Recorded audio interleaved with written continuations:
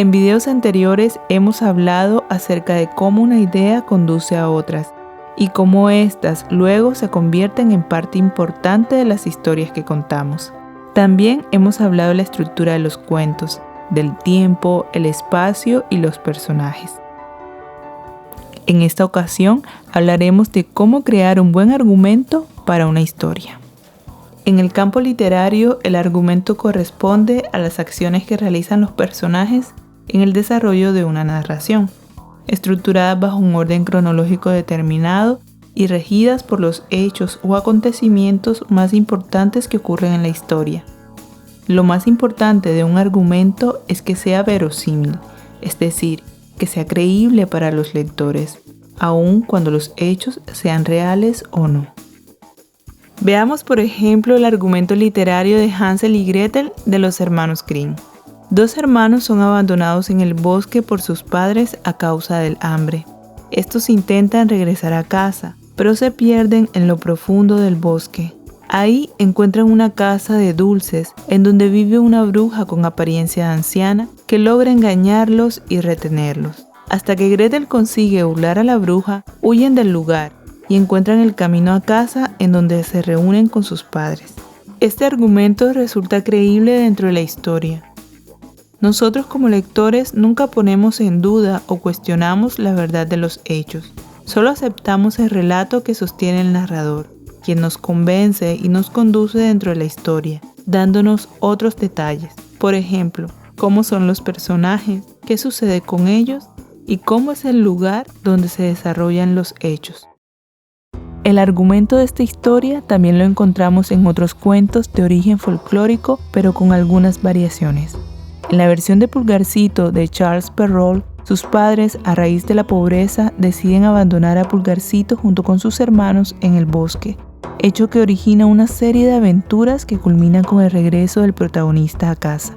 También en cuentos como Basilisa la Bella, Caperucita Roja, Ricitos de Oro, y en otros más contemporáneos como Dónde viven los monstruos y El bosque dentro de mí, sucede lo mismo. A pesar de ser historias distintas, comparten el mismo argumento. El niño o la niña son arrojados al bosque o se pierden en este, y luego de vivir diferentes aventuras o infortunios, regresan a casa. Ahora bien, ¿qué se necesita para crear un buen argumento? Para crear un argumento es necesario mirar con curiosidad nuestra realidad, interrogarla y verla con extrañamiento.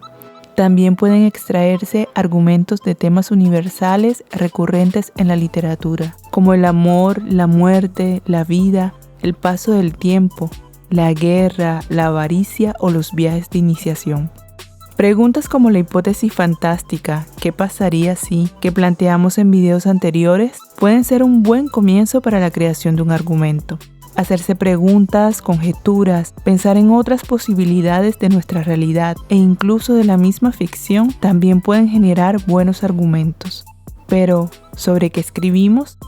Podemos escribir sobre nuestra propia vida o sobre situaciones que nos hayan impactado, o sobre lo que nos importa o nos gusta, o simplemente podemos escribir para contar, para darle voz a nuestras propias ideas y fantasías, o para darle vida a personajes cuyas voces merecen ser escuchadas.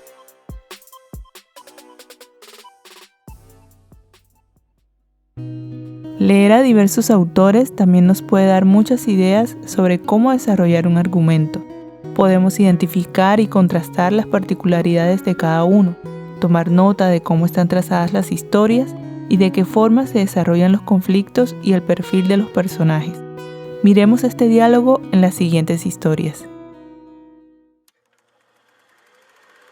En otro tiempo vivía un hombre que tenía hermosas casas en la ciudad y en el campo, vajilla de oro y plata, y muebles muy adornados y carrozas doradas. Pero por desgracia, su barba era de color azul, color que le daba un aspecto tan feo y terrible que no había mujer ni joven que no huyera a su vista. Una de sus vecinas, señora de rango, tenía 2 hijas, muy hermosas. Le pidió una en matrimonio, dejando a la madre la elección de la que había de ser su esposa. Ninguna de las jóvenes se quería casar con él, y cada cual lo endosaba a la otra, sin que la otra ni la una se resolvieran a ser la mujer de un hombre que tenía la barba azul. Además, aumentaba su disgusto el hecho de que se había casado con varias mujeres y nadie sabía lo que de ellas había sido. Recuerdo que aquella noche yací despierta en el coche-cama en un estado de tierna y deliciosa agitación, con las mejillas ardiendo contra el impecable lino de la almohada y el corazón imitando en sus latidos los grandes pistones que empujaban incesantemente el tren que me arrastraba lejos de París, lejos de la infancia, lejos de la blanca y recluida quietud del piso de mi madre, hacia el país imprevisible del matrimonio. En Barba Azul de Charles Perrault y La cámara sangrienta de Angela Carter, la protagonista es una joven que, llevada por la curiosidad, desobedece a su esposo, quien le había prohibido husmear en las habitaciones de la casa, y descubre un oscuro secreto de este. Sin embargo, entre estas historias hay notables diferencias. Podríamos decir que La cámara sangrienta es un intertexto de Barba Azul, es decir, tiene como base el argumento principal de esta última historia, pero la diferencia está en el tratamiento que le da la autora, pues la joven protagonista es también la narradora, lo que le da cierta complejidad a la historia. Otra herramienta recomendada para crear un argumento es el árbol de las ideas, que se realiza mediante un tipo de representación gráfica, donde el autor puede ordenar y dar coherencia a las acciones más importantes que suceden en torno a los personajes. La línea de tiempo también es de gran ayuda para organizar los acontecimientos más importantes de la historia siguiendo un orden cronológico. Esta herramienta nos permite esbozar atmósferas o escenarios, anticipar o retroceder los hechos, decidir desde cuándo empezamos a contar y el tiempo de la historia, es decir, el marco histórico y temporal donde situaremos nuestro relato. Muchos escritores también recomiendan llevar consigo un diario o libreta donde tomar notas, pues la inspiración puede llegar repentinamente y necesitas capturarla en el acto. Es hora de empezar a crear tu propio relato y darle vida a los personajes que hablan a tu oído. Crea pequeñas historias con distintos argumentos, luego selecciona la que más te guste y agrégale otros acontecimientos secundarios hasta que la hayas terminado. Todos tenemos algo que decir y la literatura es una posibilidad para nuestra voz, así como lo señala Juan Villoro, quien reconoce que para el ser humano es necesario soñar, enamorarse, contar chistes, anécdotas, compartir historias, pues esto complementa nuestra experiencia del mundo. La realidad no nos basta y tenemos que completarla con algo, y una de las maneras más ricas de hacerlo es justamente con el mundo de los libros. ¿Qué tal si intentas reescribir una historia que conoces? Podemos volver a las hipótesis fantásticas y preguntarnos, ¿qué pasaría si...?